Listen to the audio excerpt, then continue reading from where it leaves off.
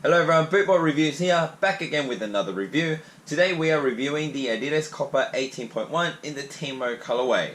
So we'll get right into the review. First we'll start with the tech specs of the boot. The Copper 18.1 is the modern take on the classical leather boot by Adidas, the legendary Copper Manial, hence the name Copper 18.1. It uses a thin kangaroo leather upper from the toe box to the midfoot. Instead of stitching to prevent the leather from overstretching, like they did in the 17.1, they use what they call the X-ray vamp cage, which is the internal support cage here. This removes the need for stitching, as you can see, other than the 3 stripes on both sides and the seam right here. Now, this is a trend for the leather boots, as other leather boots, I should say, from other brands do the similar things, such as Nike's Tiempo Legend 7 or Mizuno Rebula 2 and others out there. It's got really nice thin suede liner up to the seam here, and then the liner becomes lesser quality suede in the midfoot area. Not that it's bad, but it's not as nice as the ones used in the toe box, and you can actually, for me anyways, personally feel that difference. And then for the heel area, they do go back to the same quality ones with the suede, with added foam heel pads for comfort, which is really nice in there. The insole, I'll take it out for you, is basically a thin layer of Ortholite. I can't seem to get this one out, so I'm going to try this one. There you go. There you go. Really soft, gets the job done. One thing I do want to point out though is when I played my second game on AG Surface, I had pains in bottom of my heel, more so on my right foot, but on both feet, and I just down here. I ended up swapping out the insole to my other insoles, which have more support in these areas, and it's also got an arch support there, and it removed the problem. But it wasn't major, but something I wanted to point out. So if you are playing on AG Surface, bit of stud pressure, heel pressure as well in my case, does happen. So keep that in mind. The sole plate and stud pattern is unchanged from the 17.1. It uses the spring frame with the conical studs. I did my game testing, like I said, testing I should say, not tasting, testing on AG Surface, and I had no problems with traction. Like I said, a bit of a stud pressure during the games, but again, nothing major. These do get the job done. Now, Adidas do not advertise these as an FG-AG boot. However, given that the stud pattern and the sole plate is exactly the same as the Copper 17.1 and also the Ace models back when they were actually advertised as FG-AG, I do believe these are safe to use. And like I said, I did play 2 games, non-competitive but still proper games, proper 90-minute games I should say, on artificial grass, and I had no issues other than a bit of stud pressure, but I would recommend not using it there, or just in case for warranty issues. As I said, they're not advertised as FG-AG. Just to be on the safe side, I would only use it on natural firm ground. Now, personal experience, I'm a leather boot fanatic, right? And I've tried lots of them. In fact, I've probably tried most out there in the market right now.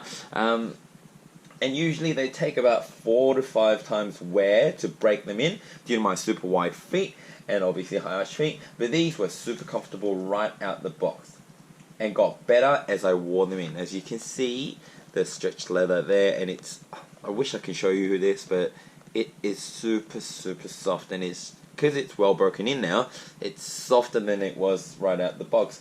And the touch on the ball is really nice, but it's not as padded as you would find on most leather boots. It almost feels like a speed boot with a leather twist. my tongue's getting twisted as well, because the boots are really light and comfortable, but they do feel secure and locked in at the same time. I do believe it might be because of the dual lace holes. It does provide a bit more of a lockdown. Sizing, I wanted to quickly mention as well, because these sizes are not the same as the 17.1s. Now, I'm a US 8, and in the 17.1s I wore just a US 8, and the fit, the length, the width was perfect. With these, when I With the 8s, they were not as I expected. They are slightly longer. I had more space in the front there than I expected. For those of you who've watched my other videos, I do like a little bit of space there.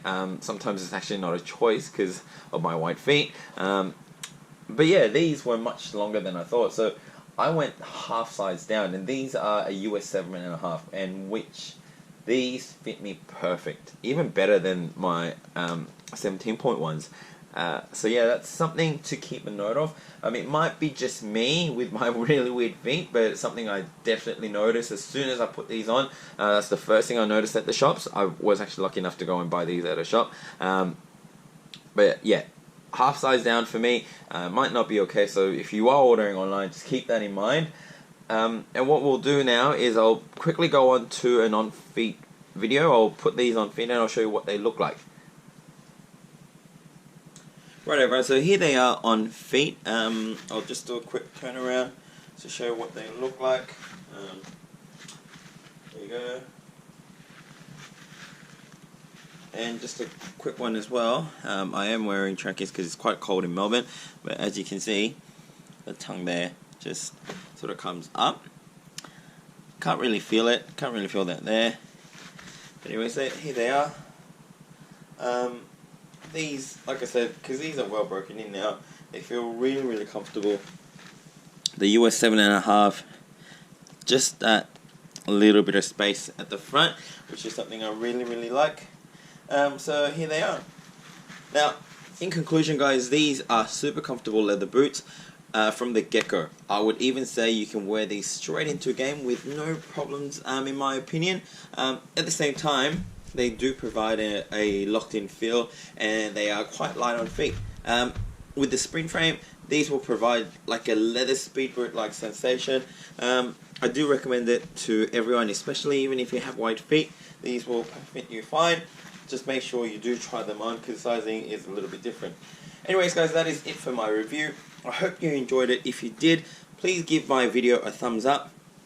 Leave a comment down below if you have any opinions or questions regarding these boots. And subscribe to my channel if you have enjoyed my review.